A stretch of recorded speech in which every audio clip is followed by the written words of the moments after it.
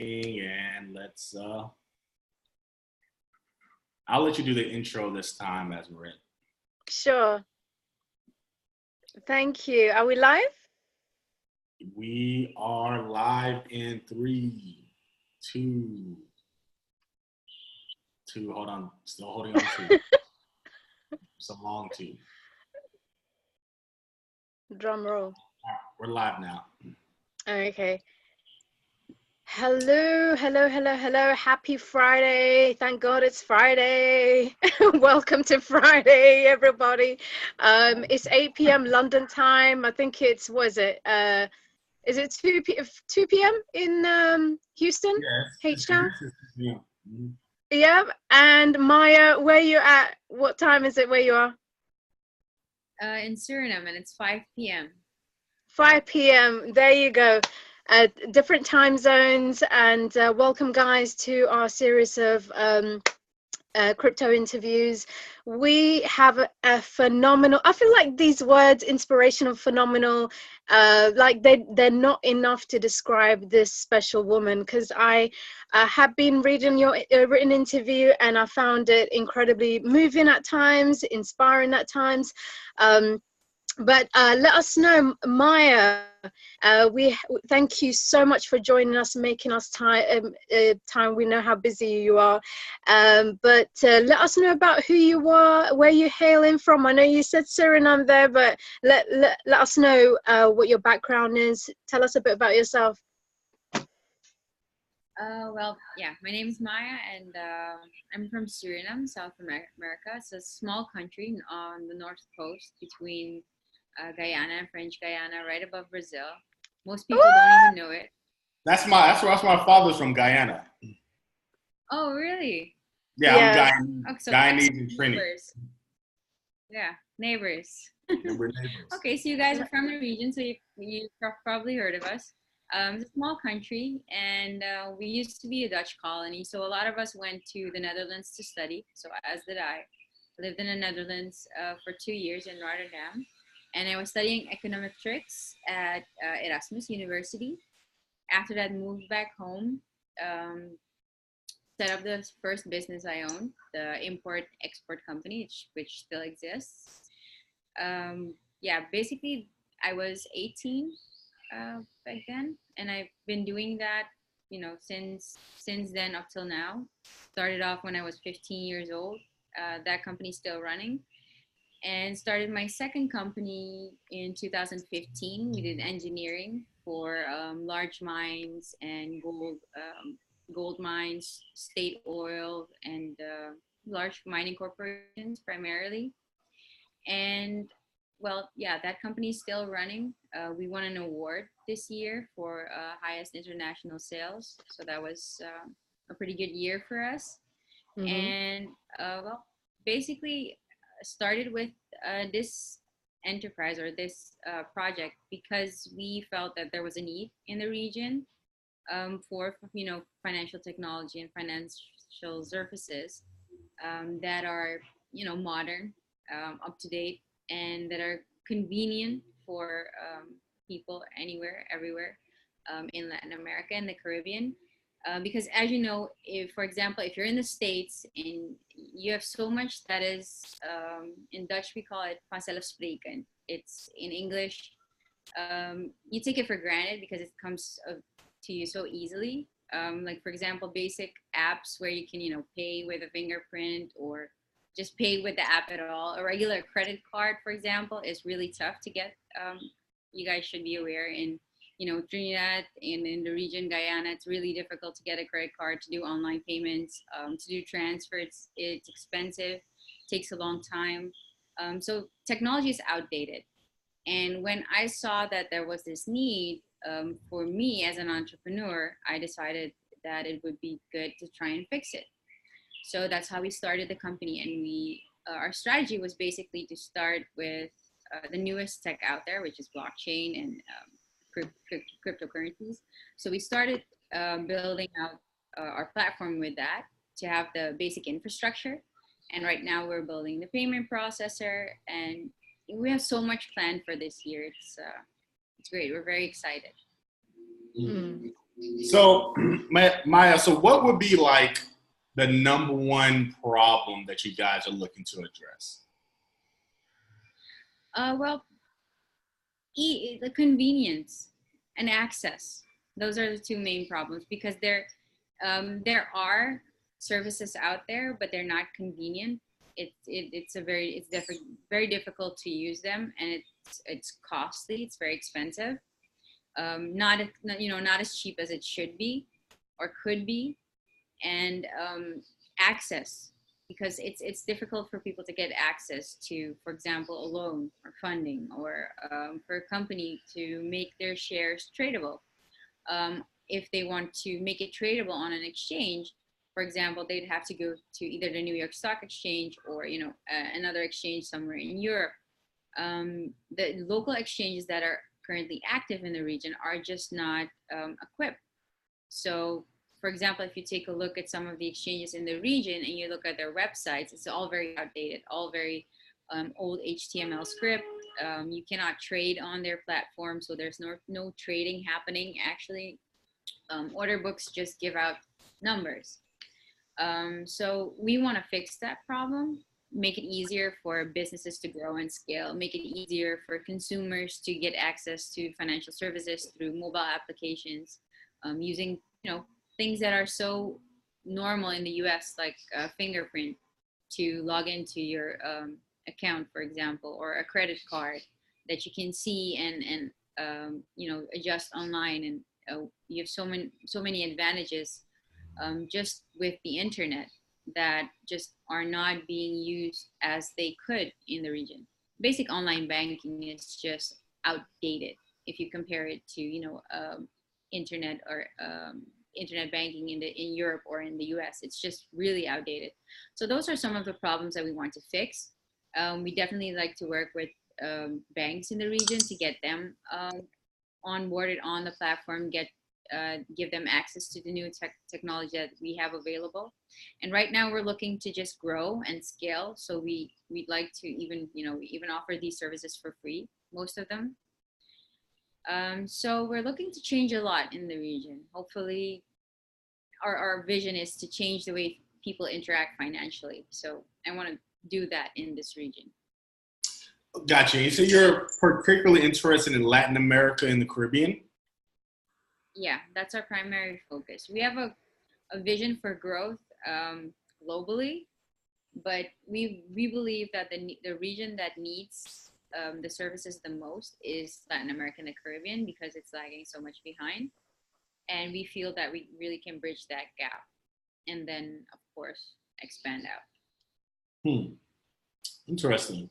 So what would you say as far as blockchain technology that excites you the most moving into the next 5, 10, 20 years? Like, what really got you guys excited about blockchain in particular? Well, basically the premise that you can have a chain without a centralized authority having to, for example, if you have a transaction, you don't need that intermediary to approve the transaction anymore, or to make sure that it happens. You could do it with a decentralized chain. So with blockchain, it opens up so many opportunities in so many different fields. The tech is still young. It still has to grow, and we still have to find all the best use cases for it, and how we can best apply the technology to problems that are currently occurring around us. But with the fluctuations of the market, of course, that's one of the problems primarily that has stunted actual mass adoption, is the fact that it's so volatile. It's difficult to, for example, to do business with an asset that swings so much and costs so much per transaction to do. So the industry still has a long way to grow, but I believe that it is the future. And I do believe that the fact that you don't need a centralized authority to approve a transaction, for example, that will bring a lot of ease to people, which is what we're trying to do. We're leveraging blockchain to enable cross-border payments, to enable instant remittances. So you have a lot of use cases where it's great and works better than actual, outdated technology that was out there, but it still has a long way to go. Got you. So I know you have partners, and not to get too technical on the actual engineering part unless you want to, but do you guys plan on offering like a token or just having the blockchain technology service the banking industry? Like, do you guys plan on tokenizing? Well, we're actually thinking of creating a native token for the Caribbean and Latin America that we could leverage to do transactions just in this region, and therefore make it easier for fiat deposits in every country and just FX transfers. So for example, if you have the Brazilian real, then it would convert to the local token, and then that would, we would work with that with every intermediary.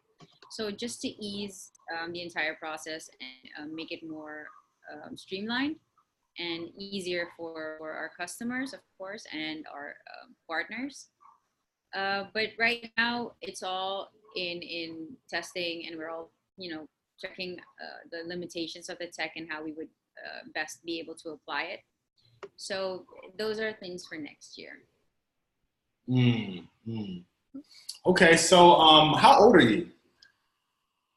Am I allowed to ask that? Actually, it's not polite to ask a woman how old she is. I'm sorry. I was about to say, I was shocked. I'm 30. I turned 30 a couple of days ago. Okay, congratulations. Happy birthday. Happy belated birthday. So how have you been in blockchain for a while, or has your business just kind of brought you into blockchain? Okay, well, basically, I got into the industry, I was interested in blockchain from 2014. So I wasn't there from the start, but got in 2014, and I just kind of dipped my toes in and read it regularly. I read almost the entire day. So I read articles all throughout the day, and I kept tabs on it, and I bought a little bit. And then in 2017, bought a lot more. And in 2016 as well, 2016, 2017, bought a lot more, started mining in 2016. And with the mining, you just get more involved. And once you're sort of involved and you get to know the technology, you read more about it, you learn more about it, you just kind of get sucked into the industry. And I'm the CFO of the engineering company that we own. And I wanted to invest in something that was more my passion, which is finance.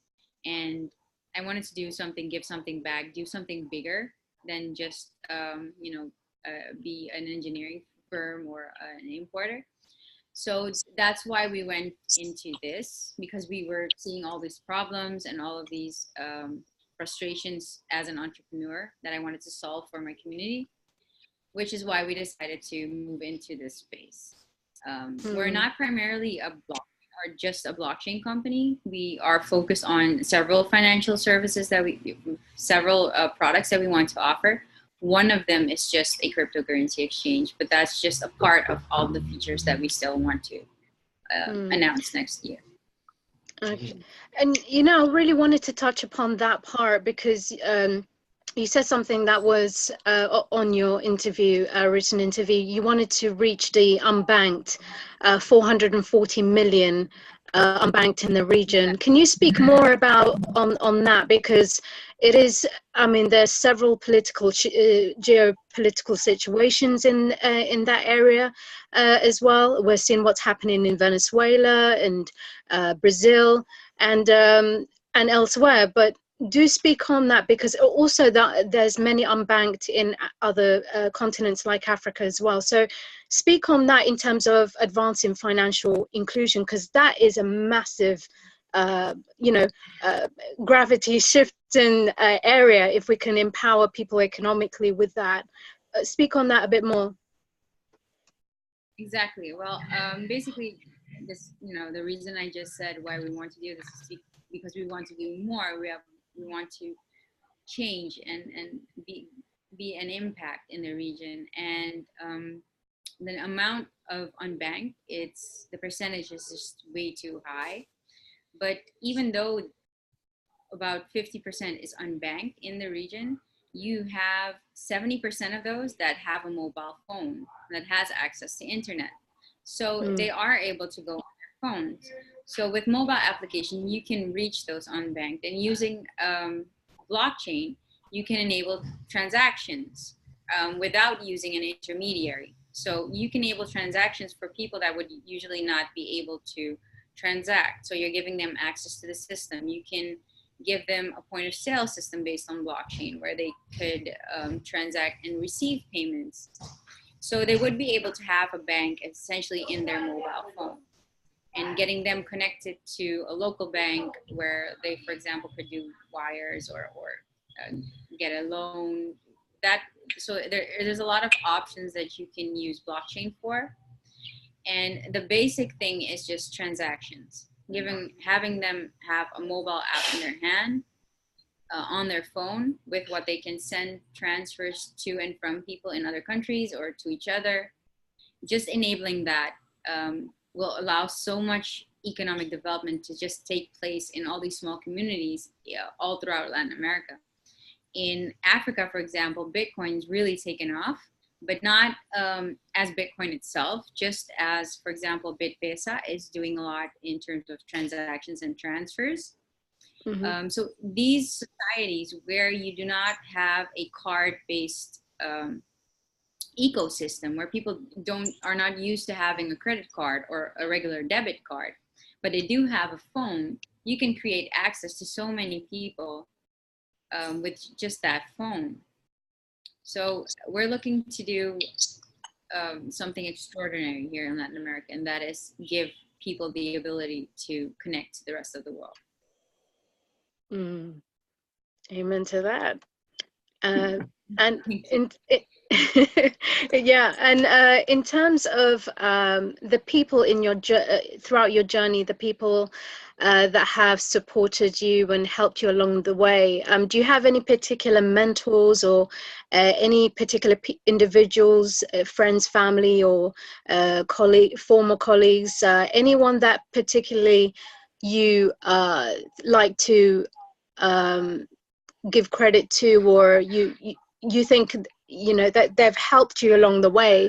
And mentor, they say education in this space is paramount, and in a successful journey we do need mentors. So speak on that as well, because I'd love to know your mindset and the people that have that you've surrounded yourself with.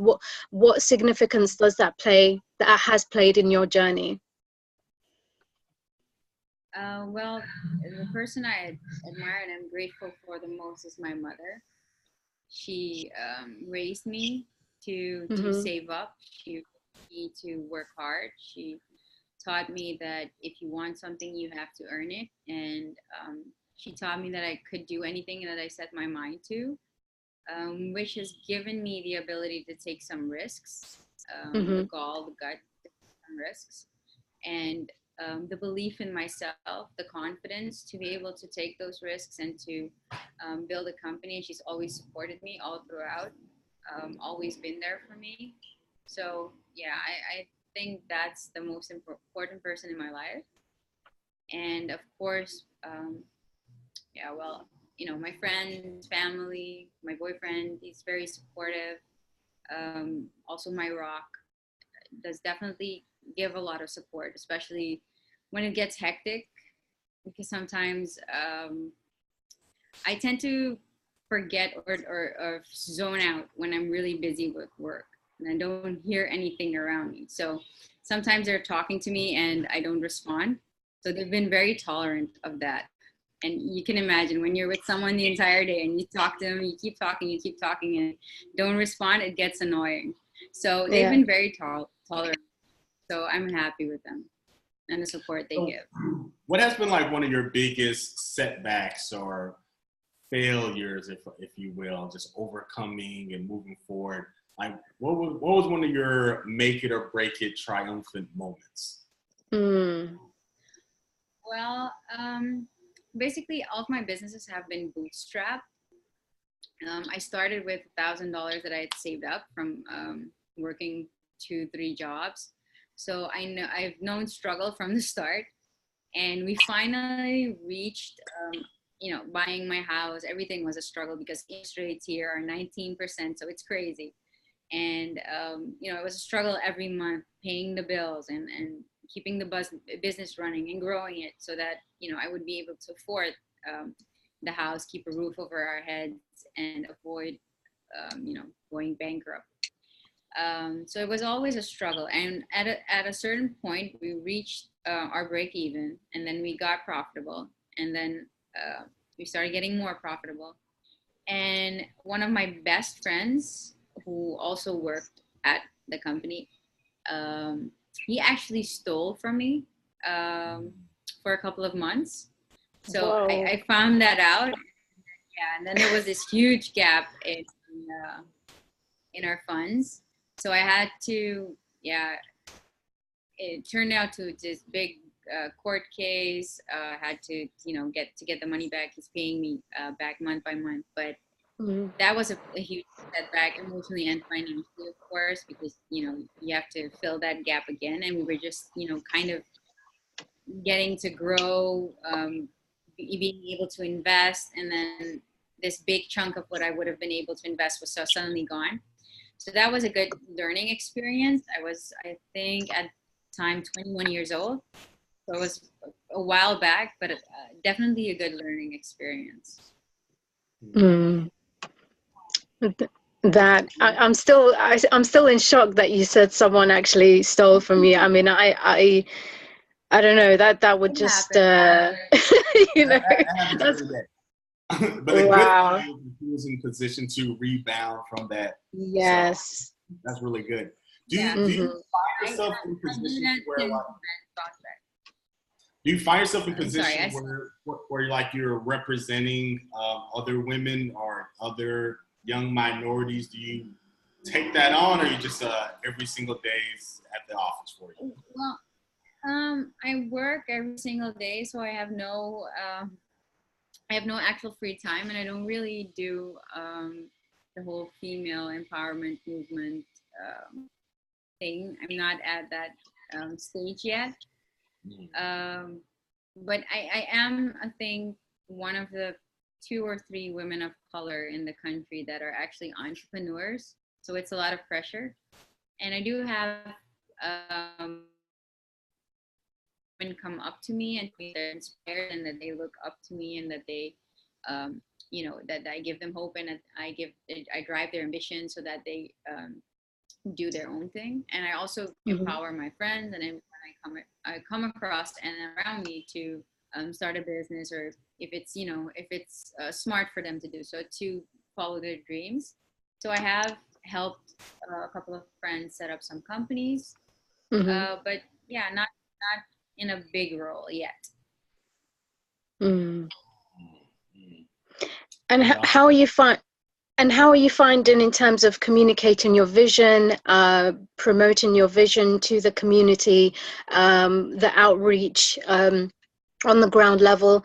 How are you feeling that they're responding? Are they more curious? Are you seeing that there's more adoption happening, or do you find that there's a bit of pushback or resistance? How are the community that you see online, offline, in the Caribbean and the Latin America areas, how are they responding? What are they saying to you? What kind of things do they need assistance with to understand what we have in our hands today? Well, basically, it's a little bit of everything. You have people who are very excited, who know about the technology, who know about the the capabilities of it, which you can do. And they tell me they're very excited. They can't wait for us to be live and for them to be able to use those features, and that they really need it. And it's something that the region really needs. So we get a lot of positive feedback. You get a little bit of pushback here and there from people who don't really understand the tech. They think it's a scam or mass marketing scheme or a Ponzi scheme. So you get a lot of that. But there are a lot of use cases with which you can prove that it does actually serve a purpose. And because all the large institutional players are already entering the markets or have entered the market, it does create legitimacy. So they do understand, but you do get some pushback.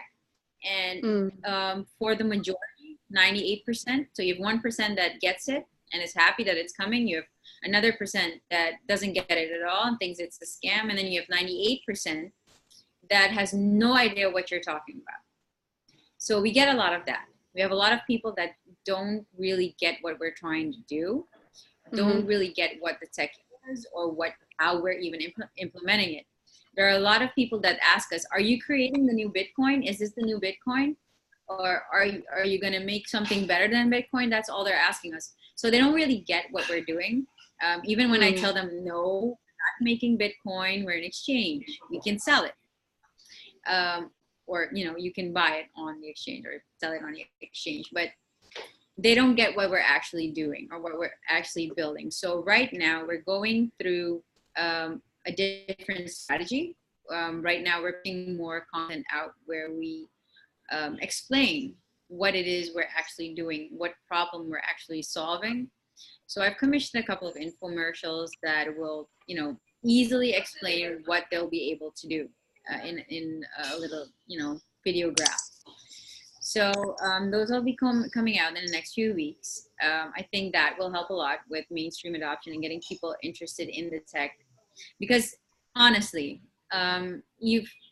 both of you, do you know exactly how the internet works? I do not. Every detail. In terms of right now.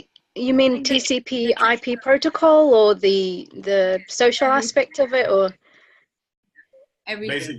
Basically, no, we don't. Not everybody inform us.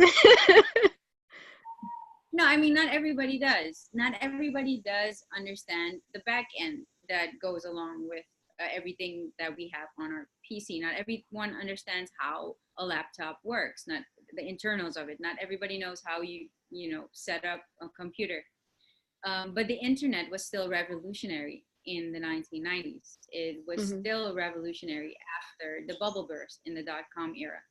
So people don't have to understand something to be able to use it. It's up to us to give them an easy way to use it. So right now it's still all very complicated, even for the average person to have them create a wallet address, copy paste that, put it in something else, have someone send you funds. It's all very too many steps for the average person to be able to grasp. So we want to make it easier, explain to them how it solves a problem for them instead of telling them how it works. Just, you can send money to your friend in Nigeria, maybe a wrong example, but to your friend across the universe, across the globe, and send him some money. And all you have to do is press this button and select his name. So we want to make it as easy as that. Don't tell them all the technical details of how it's done and how the remittances are settled and how many interest rates we pay to who, and who has to make sure that the transaction is solid or secure. We just make sure that they get the best customer service that they can, and it's easy for them. So that's something that we want to solve in terms of service and blockchain in the region. All right, so I have a serious question, but I have some questions from the audience as far as these are just humorous, fun, light questions. So if you don't find the humor in it, you don't have to answer, no pressure. Sure. Are you ready? All right, first question is, would you rather be a human with a monkey's brain or a monkey with a human's brain, and why?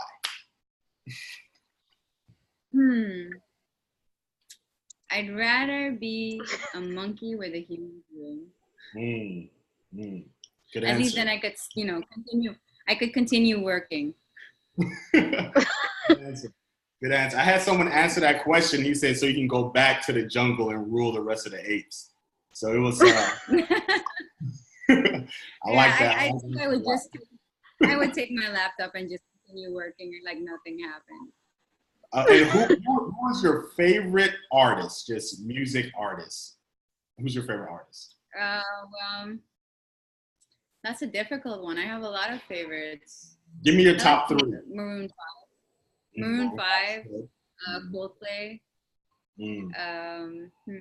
Third, that's difficult. It's really difficult to select a third. And One Republic. I don't know who One Republic is. I know Maroon 5. I think, what's that song? Maroon 5 had that "She Will Be Loved" song, right? And then Exactly. Republic did a duet with a hip hop artist or some artist. I can't remember. One Republic did "Too Late to Apologize." That's it. It's too late to apologize. Yeah, that one. Oh, who was that? Yeah. That was One Republic? Republic. That's my song. I love that song. Okay. Because that was on the radio for a long time, so it got stuck. It's one of those songs that gets stuck in your brain for a while. Yeah, I've had. Yeah, I like the alternative rock a lot. Nice. All right, so back to some serious questions. Now, obviously, cryptocurrency right now is on the decline. Lots of blood in the streets. Everyone's upset and crying. People think it was a bubble, it's a scam. So, what is your opinion as far as like the price of cryptocurrency? Like, first and foremost, do you think crypto will rebound, or a lot of fairly respected analysts think it's going to zero? So, do you think it's going to rebound? And then, secondly, like, do you think the price of it even matters? Like, what do you feel in regards to like the price of cryptocurrency in today's market? Okay. Wow. Yeah. Well, the market's going down. It's obvious. It's been going down for a while. So people are, panic selling, and the market is just going crazy. But I think we were over leveraged a lot. And you had a lot of ICOs getting money from people paid in crypto. They have payments to make every month, and a lot of them have a high burn rate, a high run rate. A lot of them have spent a lot of money, I believe, frivolously on things that are unnecessary. A lot of ICOs are going bankrupt. A lot of miners are going bankrupt. The industry as a whole is going through, I think, the same setback or the same kind of phase as the dot-com era back then when the bubble burst. I mean, come on, we're not kidding anyone, right? We're more than 85% from the top last year, so we are in a definite bubble that has burst and hopefully is not heading to zero. But I think the price was a lot of speculation also what drove it up. A lot of over leveraging by ICOs and miners and traders alike. A lot of euphoria, of course. But as the dot-com did, it rebounds. Companies rebound. The industry will continue to live on, just like it did when Mt. Gox crashed. And I mean, Bitcoin has been through a lot of these crashes previously. I'm not so sure of a lot of the ICOs or a lot of the companies that have raised money. I'm sure that a lot more will go bankrupt. There's going to be a certain purge, and the companies that survive are the companies that have been smart with their budget, smart with their runway, and had a real focus on actually creating a service and creating revenue. So companies that have actual revenue will continue to stay in place. And the herd's going to thin out. I think a lot before, it rebounds actually. But I do believe that the technology is here for long term, as do many other analysts as well. So I'm going to keep working and building on it. And I have made sure that I have a long enough runway to survive any bear market. And in regards to if the price is relevant, well, it's Bitcoin is an asset. You only have 21 million of it internationally that will ever be available to everyone on this entire planet. So there's not enough for if every single person wanted to have one. So shortage does create an ask if people want to have it, and that does increase the price of it. There is an intrinsic value, I believe, as an incentive for mining. That's the entire economy of Bitcoin. It's a reward for the miners. So in the ecosystem, the price of Bitcoin is important. So I do think that it has a certain role to play. What role it is and how it's going to go in the future, that is completely depends on the amount of Bitcoin that one user is holding in one wallet. If one person has 1 million Bitcoin and there's only, for example, 500,000 Bitcoin trading on one exchange or several exchanges, and that one person decides to sell his entire cold wallet, the price is going to tank. So if a couple of ICOs that have raised over 1,000 Bitcoin in their ICO and they decide to sell because it's getting too hot and they're unable to fund the next 3 months and they liquidate, the market's going to go down. So there's going to be a lot more selling, I think. We may have reached the bottom. We may have not. A lot of indicators are showing that we could reverse. But yeah, we haven't followed the charts or any support lines in the past couple of months. So yeah, could rebound, but when?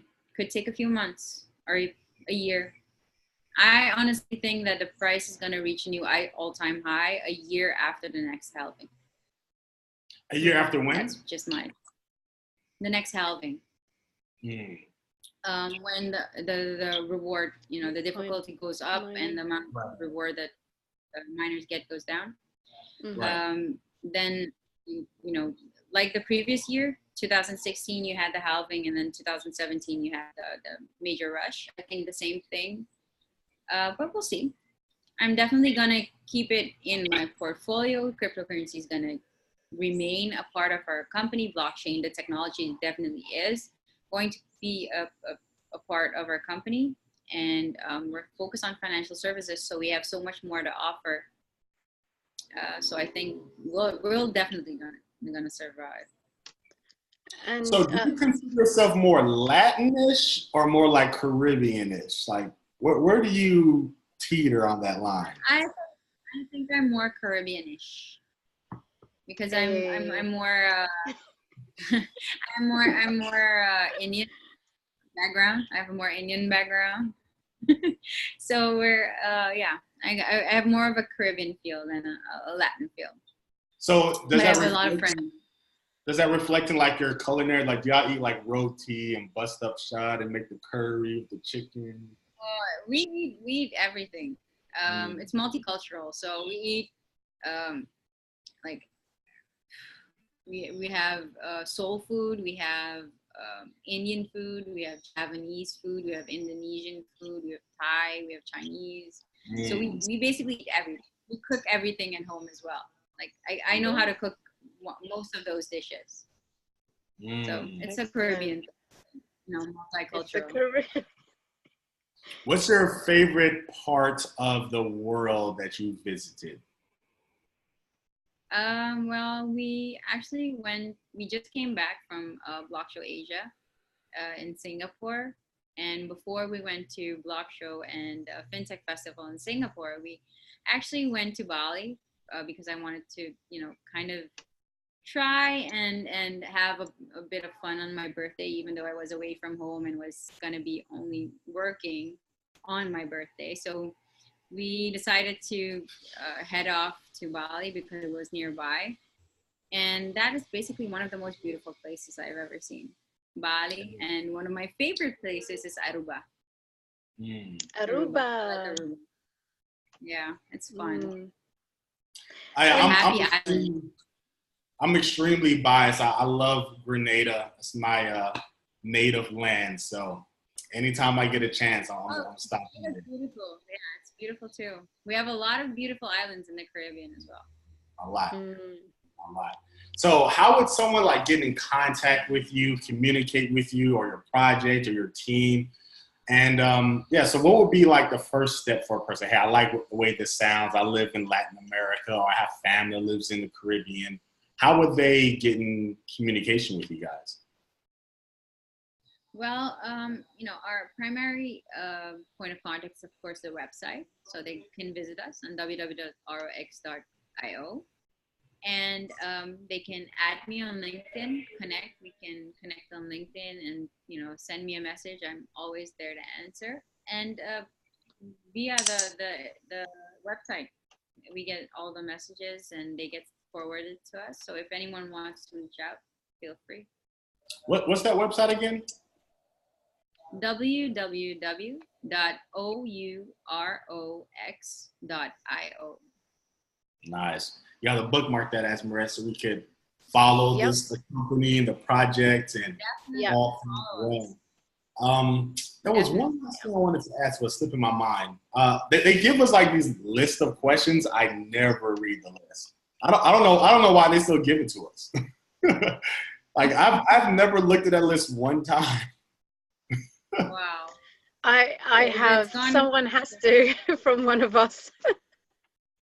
But I'm sure you do you remember that question now, or you forgot? Is there anything on that list, I suppose, that you wanted to ask, or any major thing? I did want to, well, not on the list, but I definitely wanted to ask one more before you go. So you know how you're seeing the SEC do all these crackdowns on individuals, exchanges, and different financial companies. I'm just wondering, just generally speaking, and especially with what you're planning to do with such an incredible project, where do you feel, where do you stand in terms of regulation in blockchain?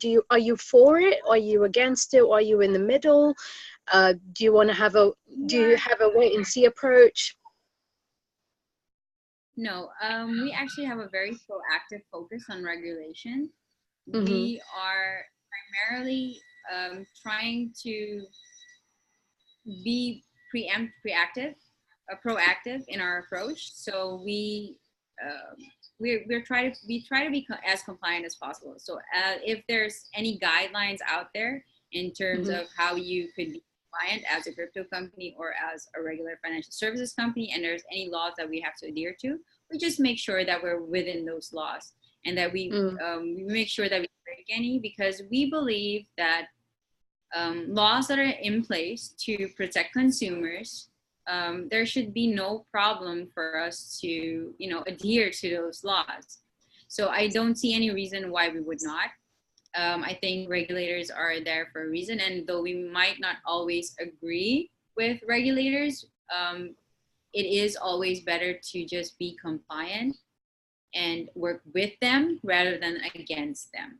So we have a very proactive approach. So that's how we are handling it and how we plan to handle it in the future. Because one of our main focuses is, of course, being able to trade securities on the exchange.